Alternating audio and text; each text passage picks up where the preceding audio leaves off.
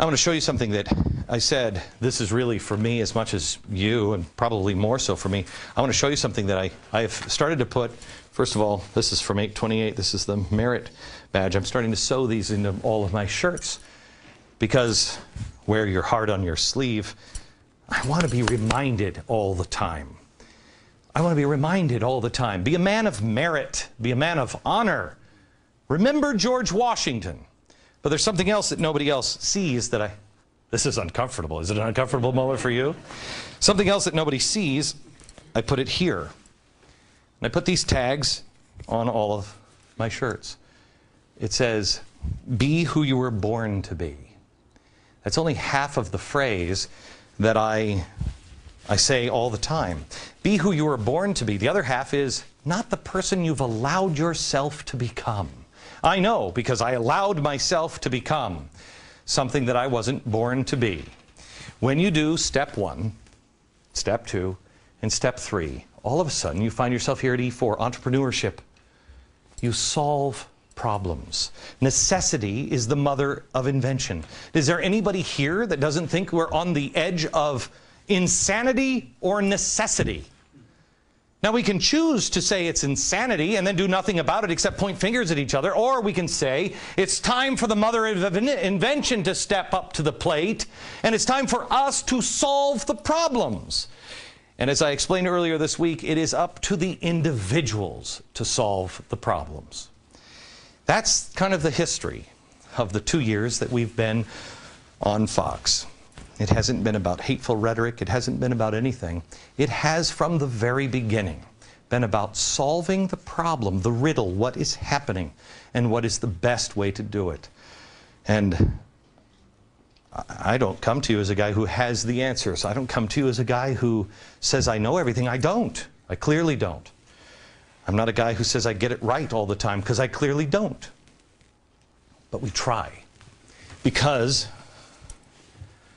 I do believe that it was the age of enlightenment that gave us this enlightened document. We've lost the light. The documents haven't.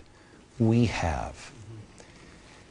So 40 days ago, we went to Wilmington, Ohio, a town that was devastated by economic tsunamis. DHL closed its factory there 2 years ago. 8,000 people. Out of a town of 12,000, 8,000 lost their jobs. Now, that's when a choice has to be made. Does the town just drown in a sea of unemployment and become just another statistic? Do they just say, and rightfully so, they're hurting? Or do they come together and realize that necessity is the mother of invention?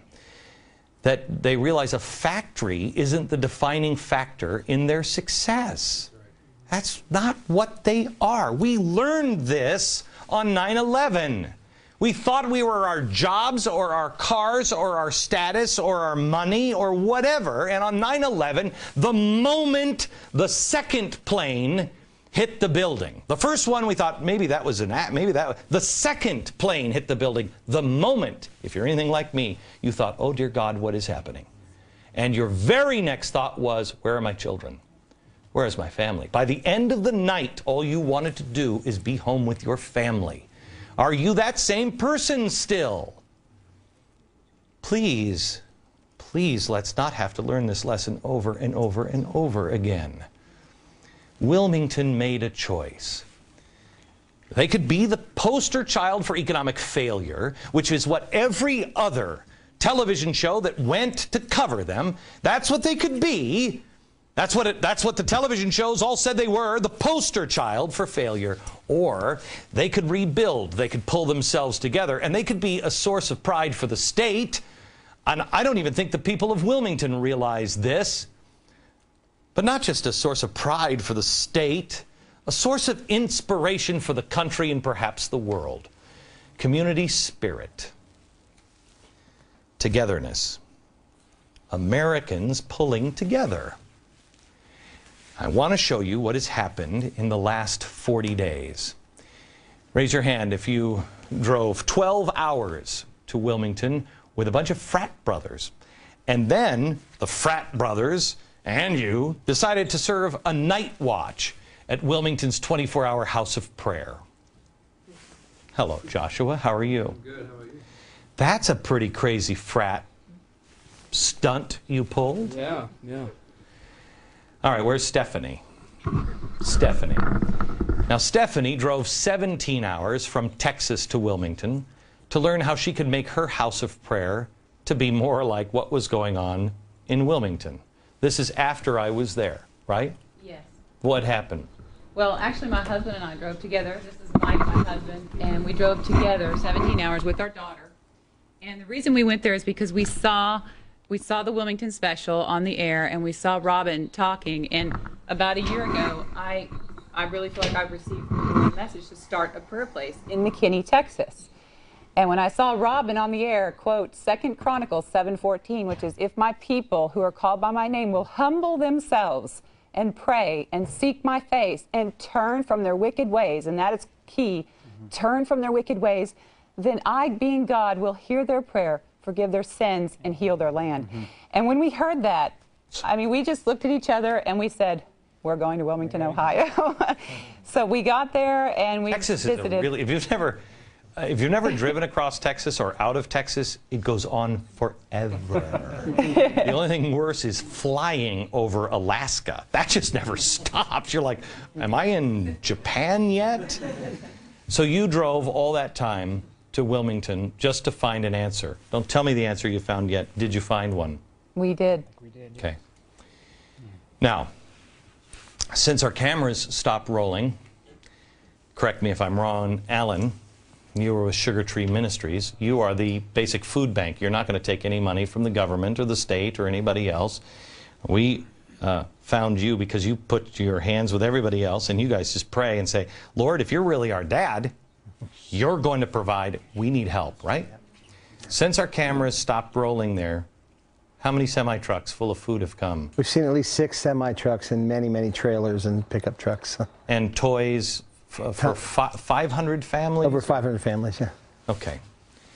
When I first came to town that night at Wilmington, I had been on the road for 2 days, and I stopped at a place called Generations Pizza. Generation Pizza, it was the first stop I make. Usually, I mean, that's not unusual. I go to a town and I usually hit pizza or Dairy Queen, and if there's a pizza and Dairy Queen combined, that's fantastic. Carrie is here. You kept your doors open because people had come from all over the country just to have pizza and be there that night, right? Well, I thought it was just because you wanted to come and have pizza.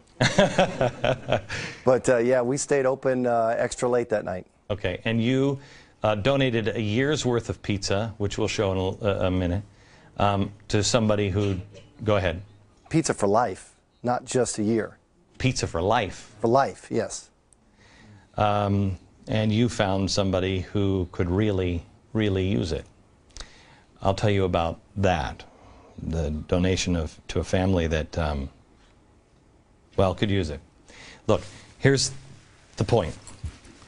For 2 years now, we've been taking you on a journey of discovery, of education, of figuring things out, a journey hopefully that has been fun along the way, but a journey that if you're watching this show, I mean, this is the weirdest damn show ever on television. If you're watching this show, there's no reason other than you want to make a difference. And the difference comes in the individual that understands enlightenment, has educated themselves, realized that they can be who they were born to be, and then they say, I'm going to solve the problem. And it ain't with a gun, because they know enlightenment. And they know what happened when somebody gunned down Gandhi. Gandhi won. It's the power of the individual. That's what we're talking about tonight. Back in a minute.